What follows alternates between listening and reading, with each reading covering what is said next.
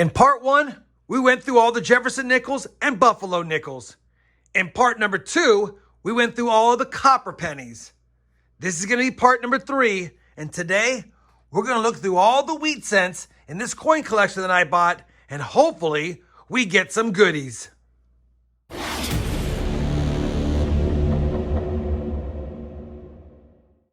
Hey everyone, it's RobFindsTreasure and welcome back to the channel. I'm pretty excited about today's video. We finally get to go through all of the wheat cents from the collection that I've bought. And like I said in the intro, part one was about the nickels, part two is about the copper pennies, and this is part three, and it's all about the Wheaties. Now we've got several wheat cent albums, and before I bought this, I asked the person who wanted to sell them to me to make sure they didn't have any of the key dates, and they checked. They said there was no key dates in the albums, although they didn't get to go through all the rolls and all of these hand rolled up stuff that his dad had left him. So we could have varieties in here. We could have some better dates among the stuff. We don't know for sure. Based on what I've seen so far, these books probably have their best example, or at least they plugged them in, and only duplicates will be in these, most likely. Now, I'll quickly show you the books, probably go ahead and check for varieties in those off camera and bring you back in. Then we'll probably go through the rolls. I'll probably do a time lapse on that. And then finally, we'll probably put an overhead camera and just make sure that what we have in here is what we see. I won't go each coin by coin with you, but we'll do the best we can to see if these wrappers make sense. And if there's any varieties in here, we'll check those off camera as well. That's a mouthful. Let me get started. Let me set up the camera. We'll take a look at the books.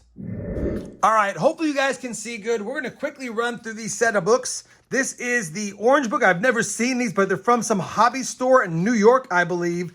Yeah, Hobbies Unlimited, Hempstead, New York. So this is one of the books. We've got a 1909, a 10, 11, 12, and these bad boys are super slick. Hopefully you guys are catching them, but yeah, this is book one. As you can see, really nothing better as far as dates. I think the lowest minted coin in this book is probably going to be the 1921. This is book number two. Book number two is the same thing though, 1909 and the 09 VDB. I think we might even have, what else we got in there? I thought I saw an estimate. Well, we got the 17S, we got the 18S, the 19S. So we actually have a few slightly better dates in here, but again, the coin condition is pretty weak. And then we got this book here. This is going to be 1930 through 1950. No 31S. We do have a 1931 though. And then I'll be checking most of these for varieties. I don't see any truly better dates in here at all. We do have a 38D. No, that's not even a 38D. That's actually a 1935 Philly. So these might not even be the right ones. And we've got some rust and corrosion going on. And then finally, the last orange book. This is going to be from 1950 on. I'll be just making sure if we have any varieties in here, of course. So you can see that this set of books is pretty rough. Nothing major going on here. This might be the best book overall. We're going to quickly open up all of the 1909 and 1940s. I'm not going to spend a lot of time here. I just wanted to show you that there's a lot of dates missing. And even the coins in here have been in here for a very long time. These are all books that I saw pictures of prior to him asking for an offer, and I was fine with it. I'm probably not even going to keep the books when I punch the coins out because they have check marks. They're marked up, and they're just heavily used. They're not books that are really worth much, to me at least. And then we have the next book right here. A few more dates. And I know I'm rushing through this, but we don't want to make this about looking at books. There's just a lot of dates missing. Just a lot of dates missing. No key dates, semi-key dates. Nothing major at all in any of the albums. So that was the 1909 to 1940s. And honestly, you don't need to see all the common ones. I believe I put the best book on top. Yeah, the best books on top, 1941 through 1958, although some of the books are going to have some of the modern ones as well. And this one is the one that has a pretty nice steel scent. So main thing about these books is we're going to just make sure we have dates. We're going to pull the coins out. We're going to check for varieties. I'm going to get them on my mat and do all of that off camera for just the books. And then I'll bring you back and we'll focus in on the rolls that are tubes as well as his personal ones that he marked up and put paper clips on. I'll be back in a minute with a recap of the books, unless, of course, I have a find in between then. Figured I'd bring you in. I've already got all of the 1909 through 1958 books done as far as the orange ones, and most of the 1909 through 1940 books done. I've got all the pennies laid out from 1909. That's the no VDB, that's the VDB, all the way until 1958. You know I pull out the 1959s. These are the 1960s and above. No varieties have been found so far. We still have 3 more books from 1941 and 1958 to go. But I bring in, though, because we have another RPM found, same date, 1960 Denver, but a different RPM and a nicer coin. 1960 Denver under the scope, and take a look at that D over D. And that's a D over D to the, I guess, southeast. Might just be east, but I went ahead on Variety Vista. You know I love going there. And when I brought up Variety Vista, I looked at the RPM 023, and sure enough, the 023 is definitely mine. You can see the shadow D over to the east of it. And if I bring up my coin again under the scope, that's exactly what we see. There's my coin under the scope, and that's the one we're looking for. Now, I checked for the die chips, didn't see any of that, so it's pretty clear that we have stage C, which is this one right here. It's an early die stage on the reverse with no chips, and the normal obverse die right there.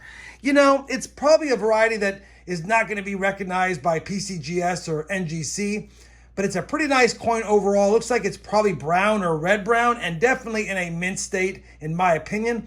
But still not one I would submit for grade. It's just not more valuable than the cost to submit it. Had it been one of the more rare ones, like the 501 or 502, I believe, I probably would submit it. But in this case, just going to be nice to flip it up. We got lots more to go. It's nice getting an early variety on the board. Still got 3 more books to throw up here. If I find another variety of 4, then I'll certainly bring it back. Otherwise, I'll bring it back with a recap of the books. Well, I'm back again. I'm almost done with book number 2 of the last 3 that I had left. Just popped out the 1955, put it under the scope. It's not really a variety, but people do recognize this. It's a good example of a 1955 poor man's double die. You can take a look at that 5 right there, and it's definitely a machine doubled or a machine doubling strike right there. Not really a doubled die, not considered of die variety, but people who were looking for the 1955 DDOs always saw those, and they end up just calling it the poor man's doubled die, and you can see it. Kind of a cool coin. I'll pull it aside and put it in a flip because it's still fun. Like I said, it's not a recognized variety, but we're going to go ahead and flip it up anyway because it's nice to find them when we do. Let me get back after the hunt, see if I have any more finds before I finish the last book and that left. All right, we have finished emptying and searching all of the wheat cents from the albums. These albums are decent. I'll think about holding on to them, but those pink ones, every time I pushed a coin through, my finger went through, so they were really brittle and fragile. But that being said, these are all the coins. I could sit here and show you guys all of them, but believe me when I tell you, pretty much every coin prior to 1940 is just not in the best shape, as you can see, as evidenced by the first couple of rows. Then we get down into the 1941s and on, and we start seeing some better coins, of course. Now, obviously, no varieties were found in these other than the ones I've shown you, the 1960 Denver RPM 023 and the 1955 Poor Man's Doubled Die. I'll put those in my variety album, the ones that I end up not submitting for any grade because of either value or just the condition of the coin. That's the copper. That's the 59s. I'm probably going to leave the copper and the 59s there for now, but I am going to take all of these and put them into my 50s, 40s, 30s, 20s, teens, and 09 jars that I have. I'm just going to grab them by the handful and put them in those jars. And after this collection and the previous 3 collections I've purchased, I'm probably ready to add some more wheat cent sacks to my site. I'll let you guys know if I do at the end of the video. All right, let's go ahead and get this cleaned up and then move on next to the rolled Wheaties and see if we have any goodies in there. And then after that, we'll save these for last. Let me get this cleaned up and I'll get you set up for a time lapse of those plastic tube wheat cent rolls.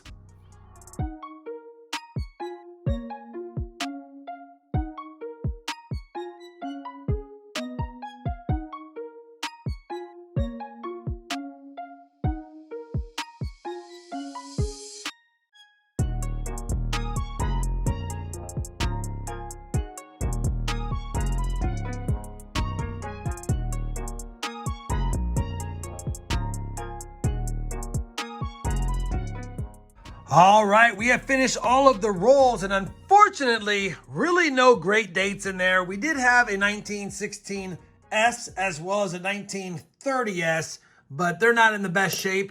And we also had a wheat cent that I cannot identify because of the corrosion. We'll just call it the 50s. These are the three best steel cents. We had almost a full roll of steelies, and all of these are pretty nice.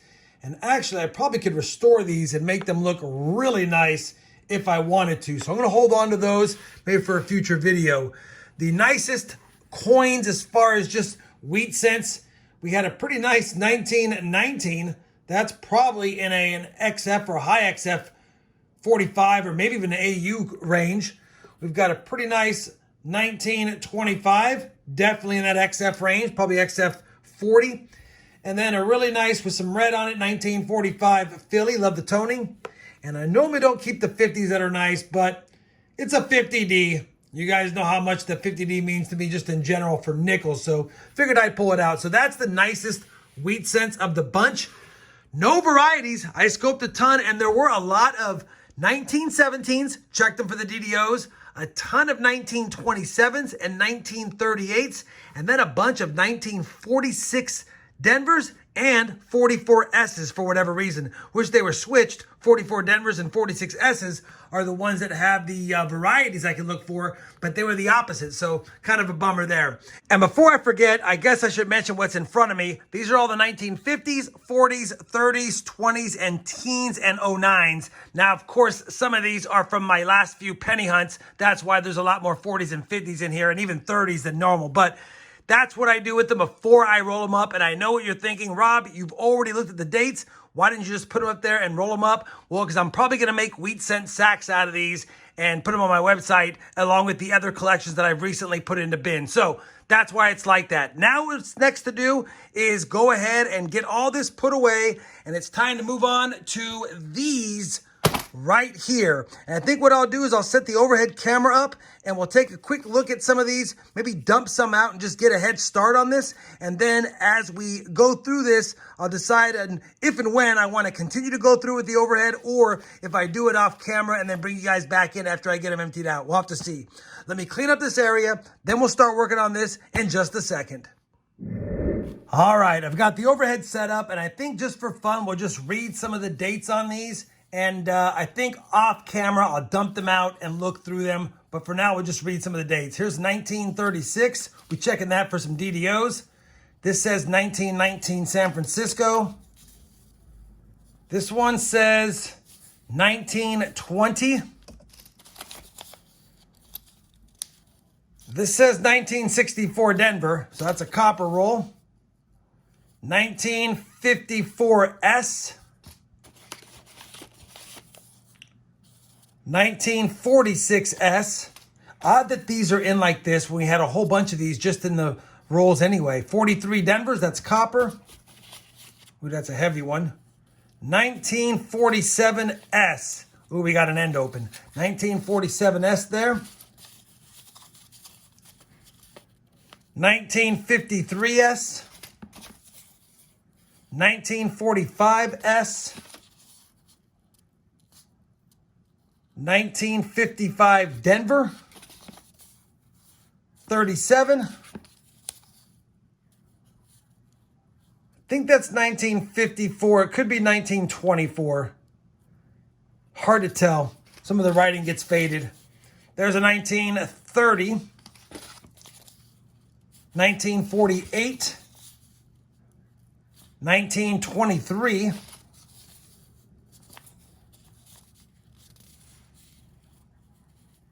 I really can't read that.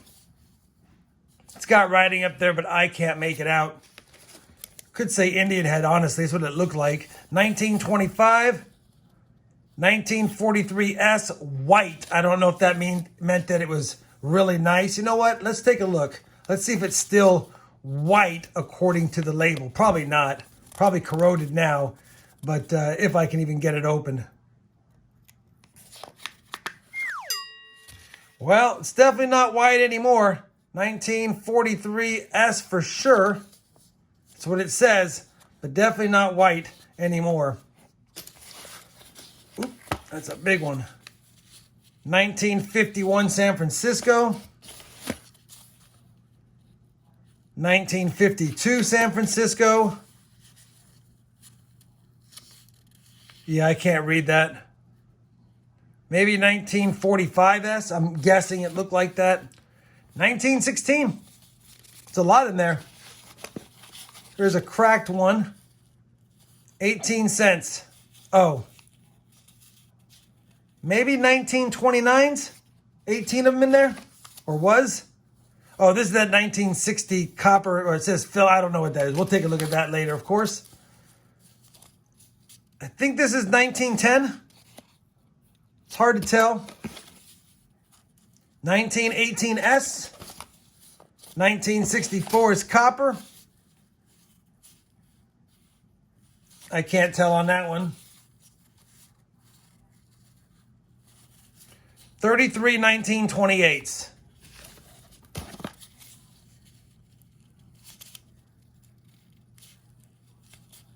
I think it's 1960 or 1950. 1943. Oh, that's got someone's address on it. 1955. Maybe it's a bunch of 55 Phillies. 1926, 41 1926s. Looks like 1919. 1960Ds. We could check for more RPMs. That seems to be the famous year. A lot of those in this batch. I can't read it. It's damaged right at the date. Let's see what it says in here. 1944S, I believe. And that might be what that says. I don't know. 1954. 1937. And a broken open.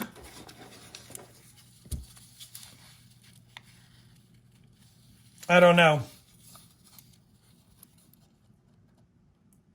Looks like it's 1946 S or D. Oops. A few more fell out. 39 cents of maybe 1918. And then we got a 1942S. And I think 1930 something, 1935S. All right. That was probably longer than it needed to be. Obviously, I'll have timestamps on this video, or I should, so you guys can fast forward past to that part if you don't want to see it. But since we're here, we'll open up the roll that already exploded, I guess. Is it this one? No, it's not. Oh, it's this one. It's already got one opened up here. I want to confirm what it is if they're all the same. And this is going to be 1946 S's. Yeah, looks like it's 46S. So you know what I got next to do is I'm going to go ahead and scope everything, see if what we have here is what we have here, and bring you guys back if I have a find. If I don't have a find, I'll bring you back with a recap of how it went. All right, we have gone through all of those little paper clipped pack or rolls, and unfortunately nothing fancy schmancy in them whatsoever. I will say that I added two more 1955 poor man's DDOs to the list. I'll get those flipped up in a second. I also want to make mention that under the scope, I found another RPM on the 1960 Denvers. There's 113 different RPMs, but this one's an obvious one. You can see the Denver mint mark, this time to the west. And if I bring up Variety Vista, it's this one right here. I guess I'll just go to the top. It's this one right here. No doubt about it. The RPM 005, and it's a D over D to the west, like I just said. If I bring mine up, you can see it. So I'm going to go ahead and get this bad boy flipped up as well. And we'll add that to the flips. And then we also found, I guess, what is that? 8 really nice 1964 Phillies. None of these are the DDRs, unfortunately, but had to go through them. And then we were correct on that one flip that said 1960 Philippines centavo. That's what we got here. Kind of cool. And then we did end up having one Indian head cent. In that pack that said Indian, I thought it said Indian head cent. It did have this one. And I believe it's either an 1892 or an 1882. It's pretty scuffed up. I can't quite tell, but I'll just toss it in my jar of old copper. So what's left? I got to flip that one up. I got to clean this up. Let me do that, and I'll bring you guys back with some final thoughts on part 3, the wheat cent part of this 3-part coin collection hunt video series.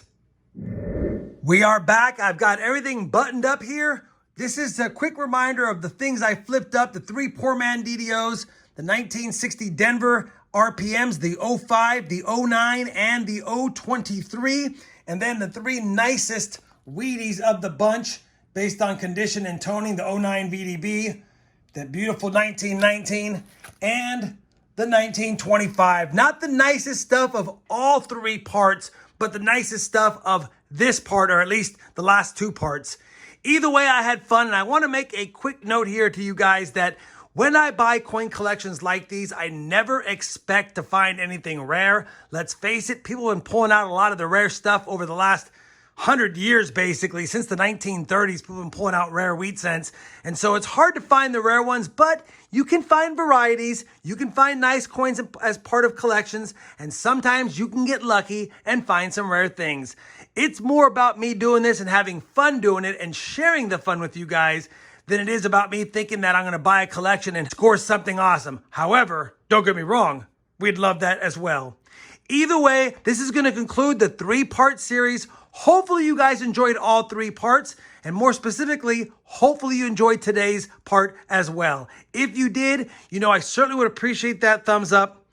And as always, everyone, happy hunting, and thanks for watching.